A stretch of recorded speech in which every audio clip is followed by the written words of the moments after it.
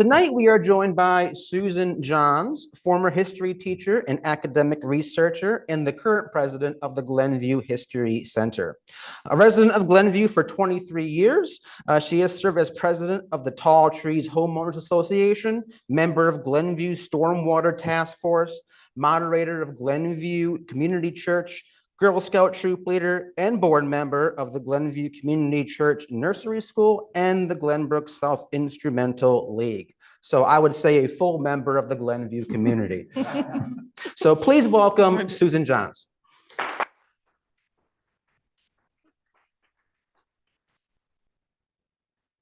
Thank you for coming out, and thank you for watching at home. The topic tonight is the golden age of sports in Glenview.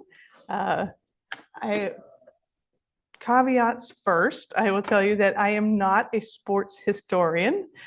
So if you want details about any particular sport, I probably am not your go-to for that, but I do enjoy looking into Glenview's past and seeing what we can find there. And sports are a big part of Glenview's history. Why is it the golden age of sports? Well, we're talking about the 1920s. You can see some population growth in comparison. We were growing in the 1920s. We're certainly not as big as some of our neighbors. We're still a rural community. But what made this the golden age of sports? The economy was doing well. People had leisure time and a little leisure funds. We had transportation and good sources of communication, whether it's sports reels at the theater or radios that you could listen to games on. Health and fitness was part of it, and we had growing communities like ours. And this was the era of the first sports stars, based on, as I said, some of the radios and newspapers and film reels. Glenview got its own dedicated newspaper in 1924. The Glenview View was our first full-fledged newspaper. Before that, we had a Glenview editor at the Cook County Daily Herald. This age of sports stars, we know Babe Ruth, golfers, boxers, but sports here in Glenview were kind of what they both reflected and drove our development as a community. They brought the community together and they put us on the map, kind of locally and sometimes nationally and internationally. One of the earliest sports in Glenview is golf. Actually, this is the Glenview Club, their clubhouse. They were organized in 1897, so before Glenview was even incorporated as a village. It was apparently a gentleman from Scotland originally, who was a professor of sociology at Northwestern. He's credited with spurring the organization of the Glenview Club.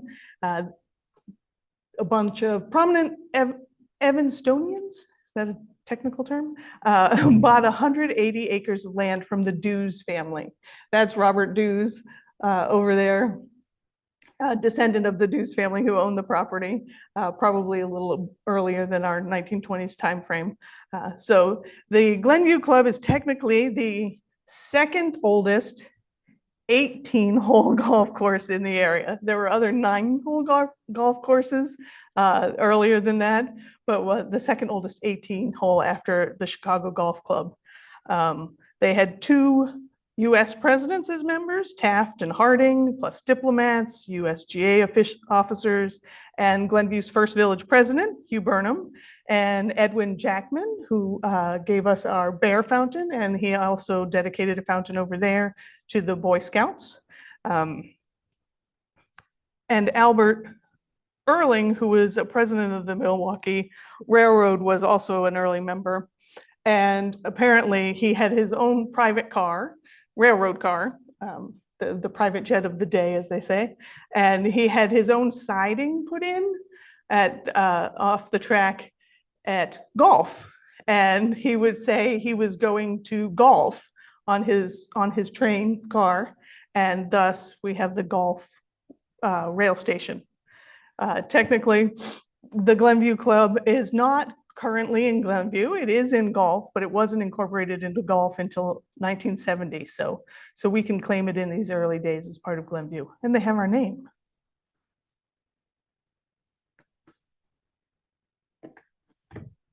According to the Cook County Herald in 1924, Glenview is fast becoming the center of golf courses. This is a topographical map from 1920. It was surveyed in 1926 and published in 1929. You see the green circles are our golf courses. There's the Glenview Club across the street from what is the Northwestern Golf Club, which is now the Chick Evans Golf Course. Evidently, the Glenview Club also owned that property, but sold it to the Forest Preserve, and they built a golf course there. We have the North Shore Golf Club, which opened in 1924, the Glen Acres Golf Club, which opened in 1925, and the Pickwick Golf Course, which opened in 1927. And then we have others in the area. Westmoreland dates to 1911. The Wilmette Country Club opened in 22, Sunset Ridge in 23, as the Northwestern Chick Evans opened in 24. So we are well surrounded by golf courses.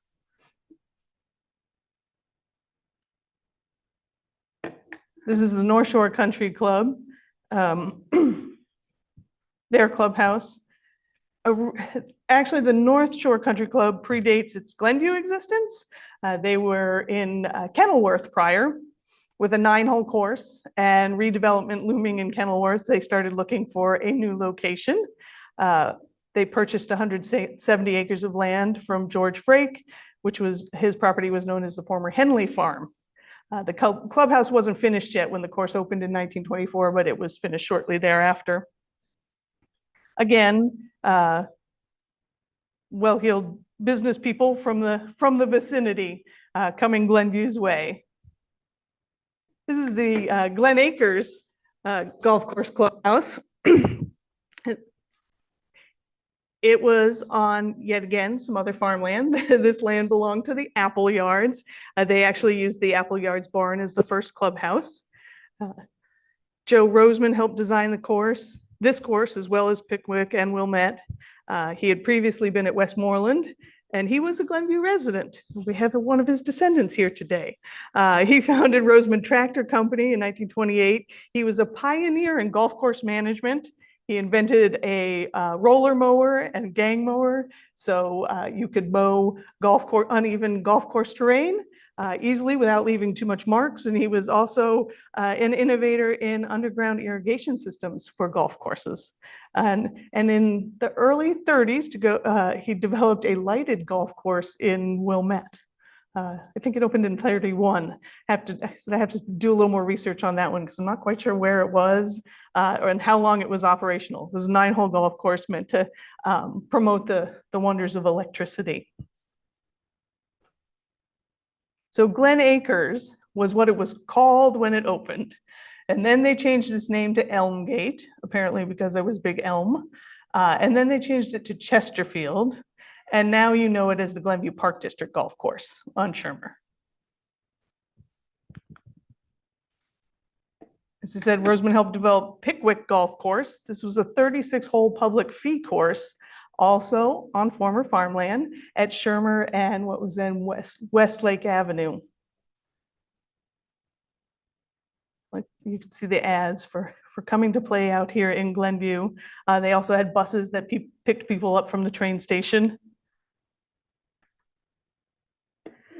I don't have a particular source that says where it got its name, but there are other Pickwick clubs in the country. Some of them, I think, took a more literary bent and are named after Dickens' Pickwick Club, written in the 1800s, which was about sporting events. But I do believe our Pickwick has a more local source. Albert Pick, Senior and Junior, were among the owners of the course. And Albert Pick and Company owned hotels and hotel supply companies. They were very, very big at the time. And that might explain some of the tournaments held at the course by the likes of the Plumbing Contractors Association and the Contractors Association of Chicago and the Chicago Wallpaper Association, who had a tournament there. It is a fun article about the Wallpaper Association. Apparently they had a moving picture filmer there at where they teed off. And apparently it caught some people by surprise. So Pickwick for Albert Pick, I do believe. There were other things in the area, other more notable things at other clubs.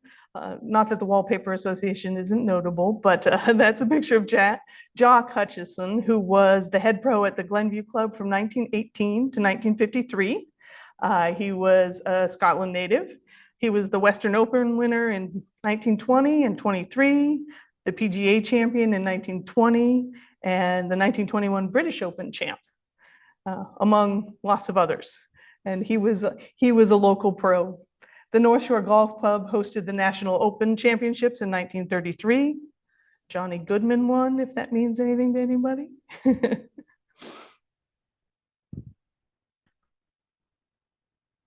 But our golf courses and clubs, though they brought people from lots of places, they also served our local community. This is the first Chamber of Commerce golf outing in 1932.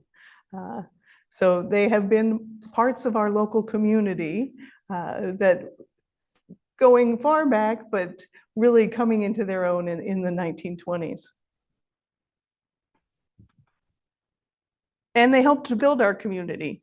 Golfers and real estate developments saw the potential of building homes near golf courses. 19 members of the North Shore Club purchased the land to build a neighborhood called Glenview Borders, which we now call the Circles. The Longquist Company bought up the land near Glen Acres Course for Harlem Park development. And lots of developers eyed the area between North Shore and the Glenview Club, giving us Forest Preserve, Golf and Polo, Golf View, and Glen Air subdivisions, among others. And prominent among those, and part of the reason they advertised that area was because of the Glen Air station, which opened in 1926. It was a stop on the electric line from Niles Center to Chicago. You can still see where the tracks ran through Wilmette. Just as you cross over the Glenview border, I believe there's like a tennis paddle club or something there. If you look down that row, that's where the electric line would have run. And so we were close for Chicagoans to come, to play golf, to build a home. One of the most prominent developers of the time was a man named George Nixon. And he was responsible for the Glen Air development. In 1925, he purchased what was called the Colvin Estate at the time. It belonged to a Chicago financier and was also known as Glenview Farm. Apparently, they had a very well-known Guernsey herd. But Mr. Nixon purchased the estate. He planned to keep the house as his home and refurbish the polo fields and sell other parts of the property as home sites. Polo wasn't new to Glenview when Mr. Nixon came along. Actually, the Glenview Club started out as the Glenview Golf and Polo Club. It didn't last very long. They had an affiliation with the Evanston Polo Club, but they had given up by about 1900 and they turned the polo fields into a 9-hole women's golf course. But we are out here in the country. We had horses, we had stables, we had barns to put them in, and the Colvin Estate had stables and polo grounds. And they reopened as the North Shore Polo and Hunt Club, of which Mr. Nixon was a president at one time, and other people involved were both the president and the vice president of the electric line. They both had horses stabled there. There's a report of some theft in the early 30s that identifies people who had items stolen. And there was a big fire in the polo barn in the late 30s.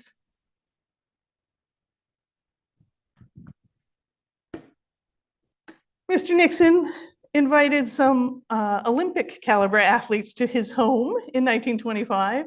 His estate apparently had its own swimming pool, and he had about 100 guests come and meet and watch Johnny Weissmuller, who won 3 gold medals in the 1924 Paris Olympics, and Sybil Bauer, who was a champion backstroke swimmer, and Helen Meany, who was a diving champion, all came out to his pool. Anybody know what Johnny Weissmuller is better known for? Tarzan. Johnny Weissmuller was Tarzan in the movies. He and Sybil were both Chicago native. He was actually a German immigrant, but grew up in Chicago. So this was their home territory, but they were going around the country doing exhibitions, shows in various places. And so I don't know, they wound up in our backyard at Mr. Nixon's house over in Glen Eyre.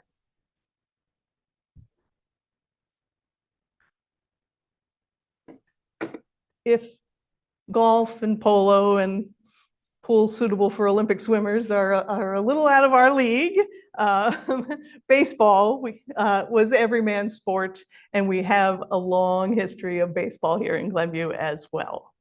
These are some pictures from one of our baseball diamonds. Unfortunately, sometimes we get a lot of undated photos at the History Center, and we have to do a little guessing. We had teams as early as the late 1890s. They had a lot of success in the early 1900s and early teens, but somewhere in the late teens, things kind of fell apart, and they got things back on track. Around 1919, 1920, reformed a team. These are semi-pro teams. The field locations moved around a little bit. I think the earliest team was on off of Waukegan Road. That in this map, Glenview Road doesn't go all the way through. It takes that jog where River Road is now. It wasn't straightened until 1927. But the field was on Waukegan Road, and then it moved over to that little triangle area between Dew Street and River Drive. And apparently it was there for some time. They even invested in some new grandstands in the early 20s. But by 1923, the property was up for sale, so the ball club had to find someplace else to go. And by the summer of 24, the ballpark had opened at Lake Ave and Waukegan, across from Lyons School. They didn't quite get it ready for opening day, so they played their first several games elsewhere, and it opened in late June, I believe. The fee for attending a ball game was 50 cents if you were an adult, 25 cents if you were a child.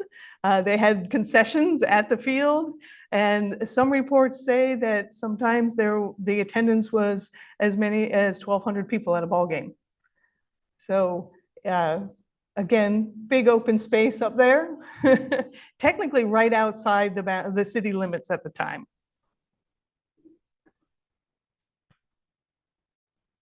They seem to bounce around from league to league, depending on who was organizing the team that year. There are a few of those leagues: the Liberty League, the Intercity League they played for a while, the North Shore League, the Midwest League. But they often wound up playing some of the same teams over and over again, although that is a lot of opponents over the year. Any thoughts on who was Glenview's baseball rival?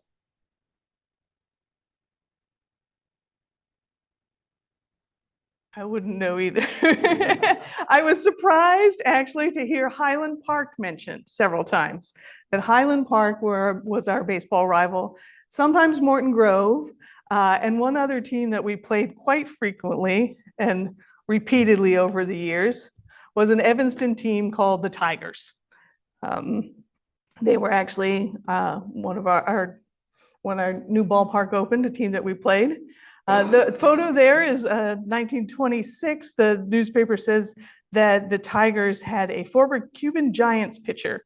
His name was Juan Padron, thus proving our semi-pro baseball point, the Cuban Giants. And yes, this team from Evanston was a team of Black baseball players, and we played them year after year. not to be outdone by the semi-pros elsewhere. We had our own, I guess, if you're a baseball historian, maybe you might laugh at this. I don't know. Eddie Stack was his name. He played in the majors from 1910 to 1915, from Brooklyn, Pittsburgh, and the Cubs. Finally, he was a pitcher. He played for us in the mid-20s, and he managed the team. If you read his bio, he seems to be a rather lackluster player, but he kept at it. And actually, I think he became a teacher after he became too old to pitch.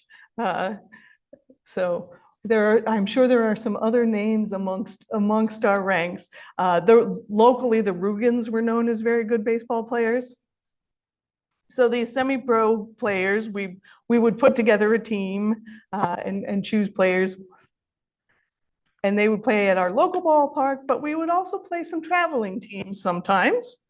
This is the House of David team. There's an interesting article about them that calls them the Midwest cult that was really good at baseball, which is really an accurate description. They technically had a commune in Benton Harbor, Michigan. They did not believe in cutting their hair or shaving. Thus the long hair. They also believed in celibacy, which is never a good long-term plan for an organization, but they went around the country playing baseball. And in Benton Harbor, Michigan, they had a hotel and the farm and amusement complexes.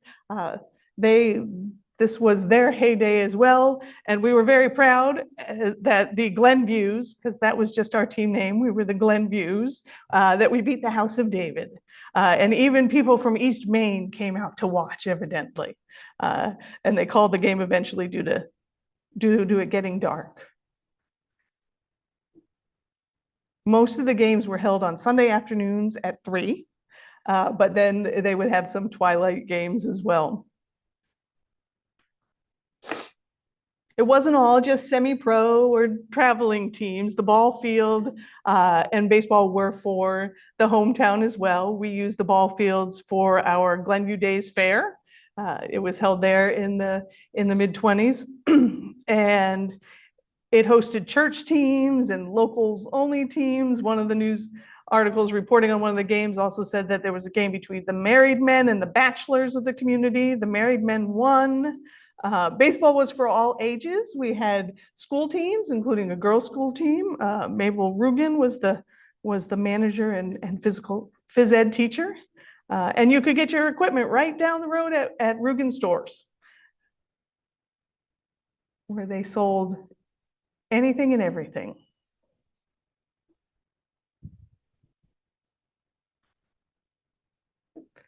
Right across the street from our baseball field was the Garden of Allah.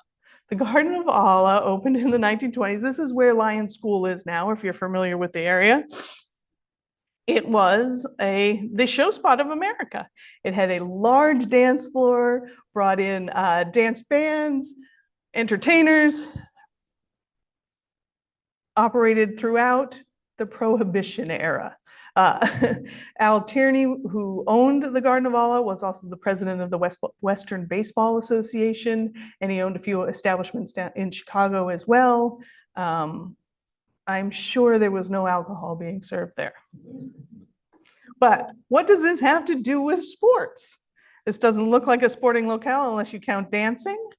But it became the summer training camp for a few boxers over the years. In 1929, the young man on the right, his name is Tony Canzoneri. He set up his summer training camp there to train for his lightweight bout with Sammy Mandel. It was at the Chicago Stadium in August. He came here in July to start training, and Sammy trained at the Washington Park race course. So why not the Garden of Allah? This is a picture of Tony with that's Al Tierney speaking to him, the owner of the Garden of Allah. His trainer is the man over on the right. And one of the interesting bits about Tony was that one of the newspaper articles said that he trains in the afternoons and he directs the cabaret jazz band at night. He actually did go into the dance hall. He liked music. He actually did eventually wind up having a resort near his hometown in New York. And he liked to hang out with the musicians of the day. So he enjoyed that. He actually said he would rather do that than box, but he was kind of in the boxing thing. He did lose the featherweight bout, the lightweight bout there. Sammy Mandel won. But later in the summer, Sammy was back here using the Garden of Allah as his training camp. And another young fighter who shared Tony's management. So I think that's probably the connection there. And there was some to do with Mandel's training camp at the racetrack. They had to usher him out.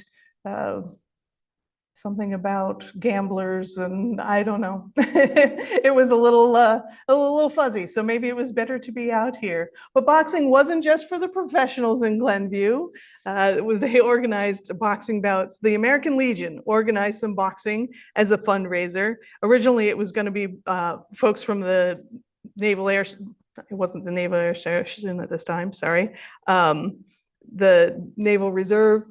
But then they went to Fort Sheridan and they liked the Fort Sheridan guys, so they were going to bring them in and they were going to box at the church hall.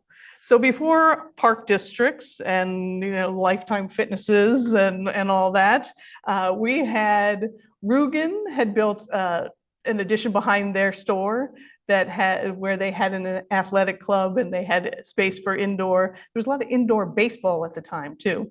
But the other place that was very common was church halls. They had the space, so that's where we had these kinds of activities. Glenview didn't have a high school gymnasium or school fields, so church halls it is. And in fact, that's where our first organized basketball team played. The Glenview Eagles were organized in 1924, and they played in the Congregational Church Hall, which was newly constructed and without heat for a while. So apparently it was very cold and very hard to play. And they were hoping by the time that they got their new regulation suits, which were apparently going to be red, that the heat would be working in the Congregational Hall. The other teams they played, a lot of basketball happening at St. Peter's Church Hall over in Northbrook. And St. Peter's had its own team. They played Niles, they played Wilmette, St. Peter's, Mount Prospect, Northbrook, anybody who had a team.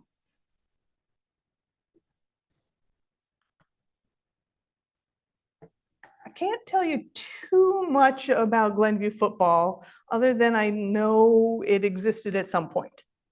We established a team by 1928. They were called the Wildcats, still Springman's name to this day, I think, aren't they the Wildcats? They probably played where Jackman Park is now. That was where the Civic Building was going, and our first park in the area. We have the notes from a newspaper that Glenview residents went to see a New Trier game. That was part of how they participated in football. Of course, Northwestern wasn't that far from here. So there were chances. The newspaper article talks about the Wildcats in their 1928 season. The documents that we have in the History Center, this flyer with the team names on it, that's got to be from about 1932, just based on the sponsors that they had. Reniker's Pharmacy, I think, is there, and they didn't open until 1932. But some of the same names are on the roster as are mentioned in 1928. Mr. Metz there, and there's some Glenview names in there.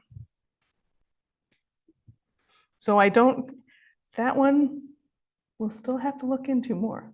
And I don't know, presumably they played the same kinds of teams, Morton Grove and Niles. And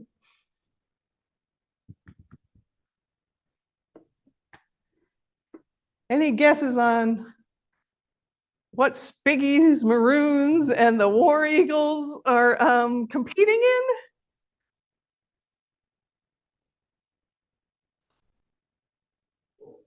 Five Horsemen and the Nighthawks. Yeah, they play an awful lot of games, 60 games each.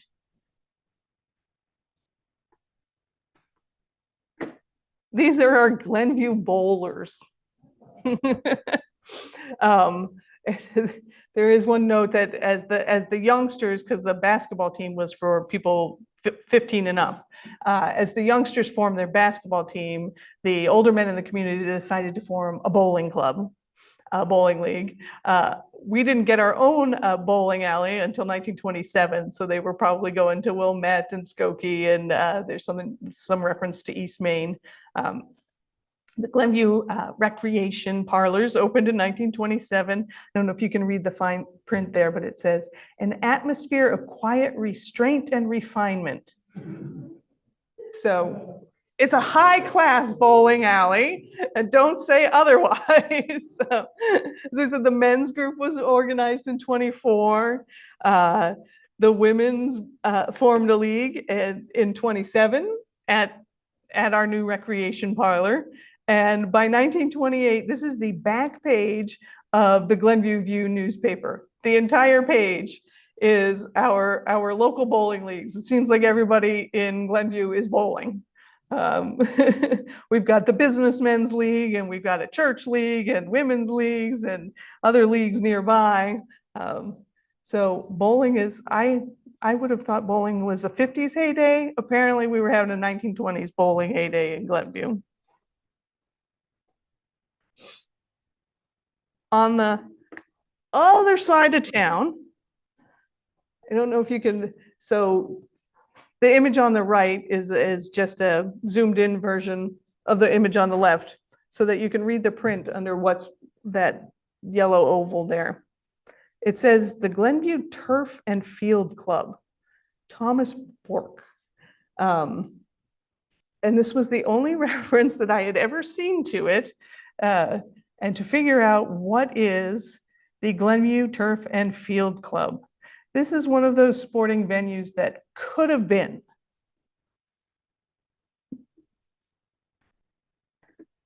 Mr. Bork was from the Washington racetrack. He was a member of the Jockey Club, and he wanted to open a racetrack here in Glenview. That was the property he had chosen, and he insisted it was going to happen, but it's only ever mentioned in newspaper articles and on that map. It was not meant to be, evidently. And it was an interesting, there's some interesting commentary. Apparently, he had a reputation for bouncing a check for a prize at one of his racetracks. So there was a little bad blood there. You had to be in with the Illinois Racing Association to get race dates at your track, and he wasn't getting there. It's one of those interesting, not quite sure where the money goes, boxing, racing, there's some interesting things happening there. So he wasn't part of the right syndicate, as it were, I think. Eventually some backers pulled out, and we don't know what happened, except for maybe the Great Depression. Maybe not such a great time to open a racetrack. So that piece of property never did become Glenview's racetrack. We could have had Arlington Heights, or maybe the Bears.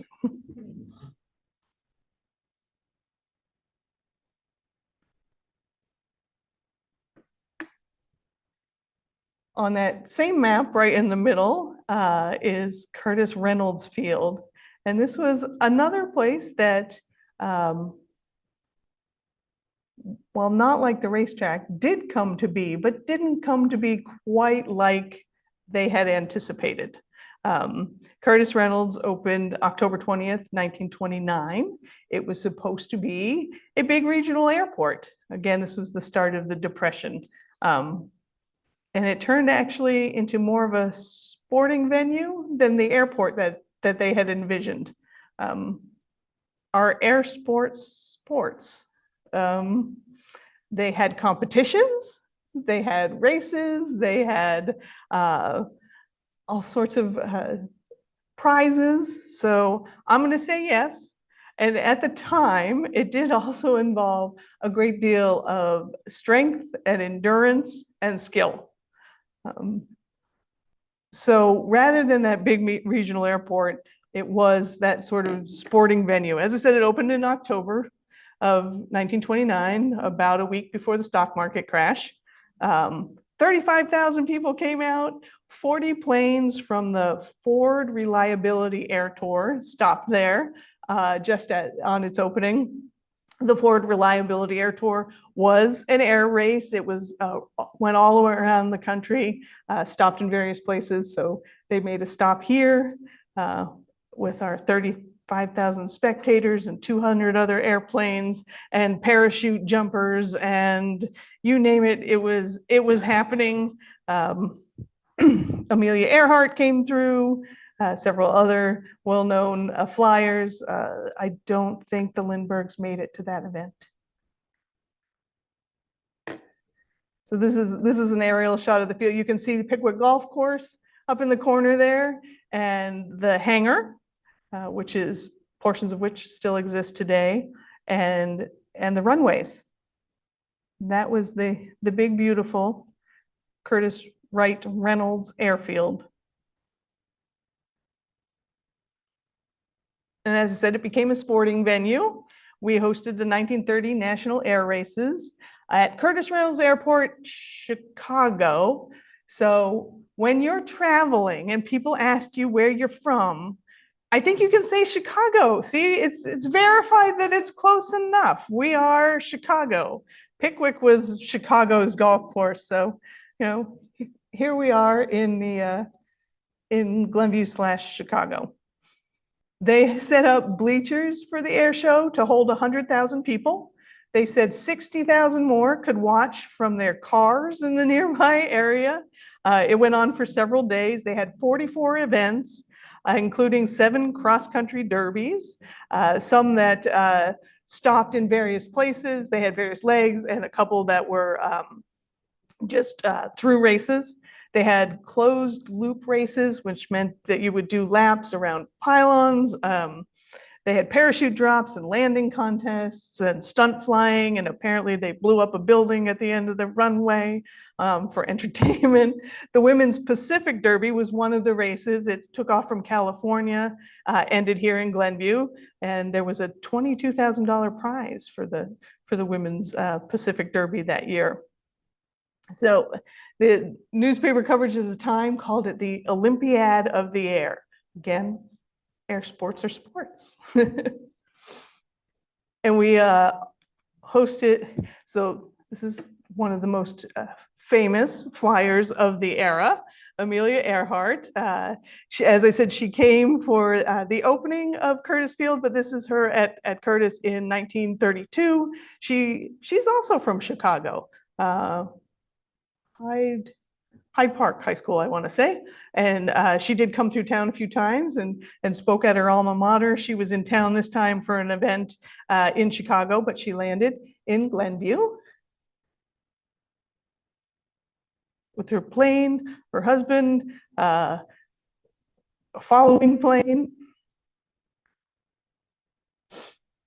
In 1933, we hosted the International Air Races, which also included the Gordon Bennett Balloon Race. I think the winner wound up 700 miles from here in his hot air balloon. Unfortunately, 2 folks were killed during this air event. That's Florence Klingensmith, a young woman flyer from Minnesota. She crashed. She was doing a speed race with a closed loop race, not a point A to B race, and something happened to her plane. They say a piece of fabric came off probably one of the wings and fell, and she directed her plane off the course. And it says that she crashed on the riverbank west of Waukegan, for those of us who are directionally impaired, west of Waukegan, just across Lake Avenue. And they think perhaps she tried to eject, but her parachute was tied up elsewhere, and they sent her body back home to Minnesota. There was also a young man from Omaha who was killed in a crash. Air racing was dangerous. It was not unheard of, and there would be more crashes in the future as well. But Curtiss would be used for these kinds of exhibitions all through the 30s. The Navy started to take it over later in the 30s. They acquired property, and then obviously it became the Naval Air Station, as part of Pickwick Golf Course did as well.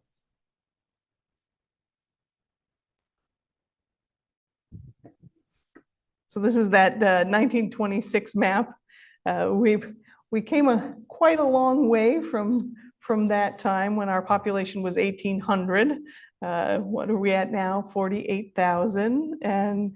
But I do think, you know, that sports tradition that helped us build Glenview in terms of people coming here from, whether it was for golf or for an air show, seeing this community, which was at one point very rural. It was those folks who came out and established their golf clubs, thought that this was a nice country place to be, and then they wanted to live here.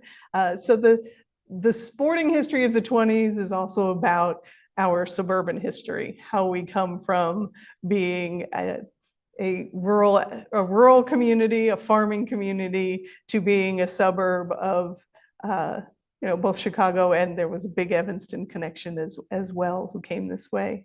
And you know, we set our course for park districts and field houses and swimming pools to come, and as the years went by. So it really was the golden age of sports in Glenview, from our national interest to our local. I'd be happy to answer any questions if anybody has any. I didn't want to keep you too long because, you know, there is ice cream after the game across the street, right? I understand the Graf Zeppelin landed at the Curtiss Rumble Series Century of Pilots.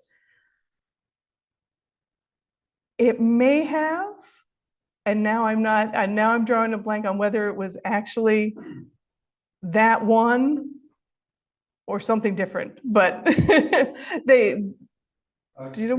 Chris Habermel told me there was a Zeppelin. I know there was. And it wasn't that one, but one side of it did have a swastika, and they pointed it away from Glenview so you could see it. It was, Hitler was in power then, and it was a political. Oh, interesting. The Roman party. So, but I guess they talked the pilot into maneuvering it in a way so You couldn't see that side. Yeah. And they did, it wasn't in the 1930s race, they did have pilots they had pilots from Italy, France, Germany, and England as well. You know, everybody was trying to get sort of the upper hand on being the best at flying at the time. So that's interesting. I got a footnote on that right here.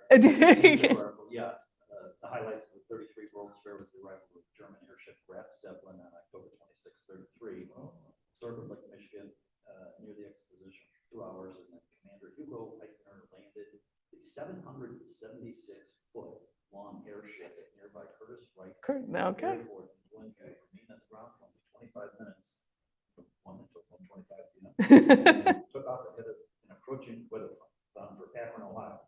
Oh, yeah, you're kind of weather dependent, aren't you? I said that my friend a couple months ago. I remember. Yeah.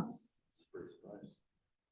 I don't know if that's, we had somebody had put some poster boards together of things at Curtiss Wright. I don't I don't know if it's on there or not. There was an early multiple passenger plane that landed there. One of the first ones held 8 passengers. So, and we actually had our own a local airfield as well, where Westfield is now. It was at Central in Milwaukee for a short amount of time. It actually closed down as the Navy picked up steam there because it was a little too close. But it was the site for local airplane enthusiasts. We also had Palwaukee dates till the early 20s, and Sky Harbor in Northbrook also to the late 20s. So there were lots of airfields around here.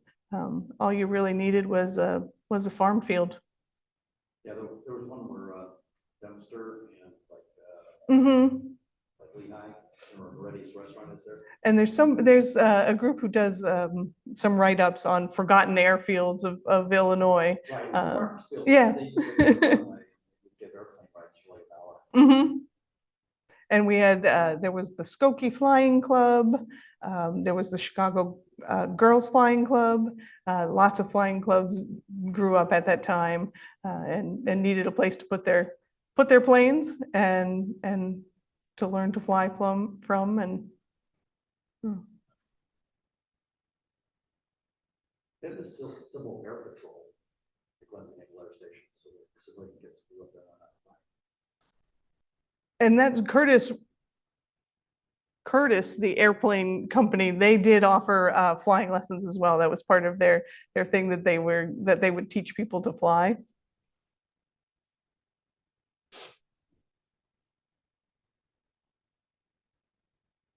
Anything else? In the back, Ryan.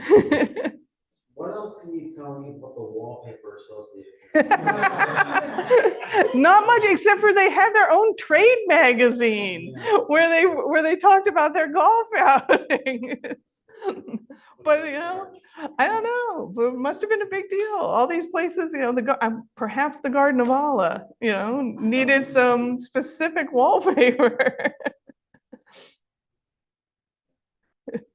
So, and the Glen Acres Club that started that's now the Parks District Club. It started as a private club. They went public in the early 30s.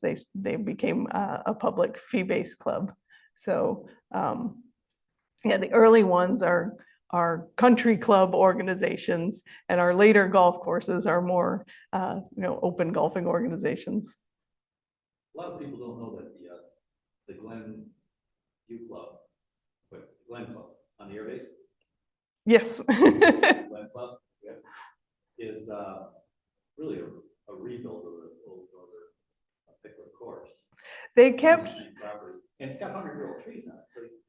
So the architect of that, Tom Fazio, is considered the best golf architect in America by way of having the most courses in the ranked top 100. He's got like 7.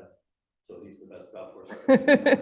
So tons of golf articles came out at the time saying from runways to fairways. How they converted, becoming a naval air station is. And it's like, when you look at the footprint of the old 2 18-hole golf courses, Pickwick 1 and 2, and then you look around luxury homes neighborhoods, especially to the south of the course. There's all kinds of 100-year-old catalpa trees and other trees, and it's like, why are there 100-year-old trees on the golf course? It's just made. So while they moved the course north off of Lake Avenue, keep golf balls from going into garbage. They incorporated maybe 60% of the old Navy golf course in the building. And some of it lasted through the Navy. They kept some of it for the officers' course of the original Pickwick, and then obviously after the redevelopment, it didn't stay. Yeah, they kept 18 holes for Silver Saber recreation. Yeah, but they had knocked down like the kind of the north course for the east-west road. and they expanded a lot from the time of Curtis Field, more than doubled in size and acreage from the Curtis Field to the Naval Air Station. Right. Yeah. and another side note on how golf led to the development of this area. Other than the railroad guy who had his track at Golf Station, golf itself as the village incorporated in 1928. And the story goes that it was one of the members of the Glenview Club who wanted to buy property out here. And the property he was looking at, the owner didn't want to subdivide it. It was 35 acres and we would only sell it as 35 acres. So he bought it to develop and made the town of Golf. If he had just been able to buy one lot, who knows what would have happened. Another factoid is where it shows Glenview Country Club, which is, I guess, golf country club now, or what do they call it? Glenview Club. That is the Glenview Club, yeah. And across the street from it, which is not Devon's, that was an Indian encampment, Native American encampment. Yes, high ground, which is why the Dews family settled around that area as well. And the Potawatomi were still in the area at that time when the Dews family came out.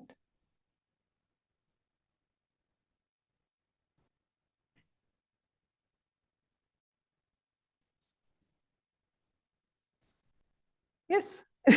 Well, I do want to say thank you so much. Oh, well, thank Susan, you. for coming and sharing your expertise and your research on Glenview. You said that sports is not your forte, so I just love to hear what are your favorite collections, or what are the really cool collections you have at the History Center that you want to talk about? There's some of everything. I mean, as I said, sports is not necessarily my particular interest, but it relates to Glenview history. I do love history through maps. I have to say that is fascinating, and we do have a lot of them, and just how much it shows how much Glenview has grown. It leads you to these interesting little finds, like the race course that wasn't. And there's one map, I do think it is this one, that mentions a Boy Scout camp that was in the woods. And it's the only place you'll ever see a reference to it is on this one map. So yeah, I could spend a lot of time going through maps to tell stories about Glenview history. And some of whether it's a street map, the topographical ones show us a lot about how we built and maybe where we shouldn't have built, but we built anyway. So yeah, those are one thing that I like about our collection. And again, you find things about Glenview sports by looking at a map. Who knew? I wish there was a map that showed exactly where our ballpark was.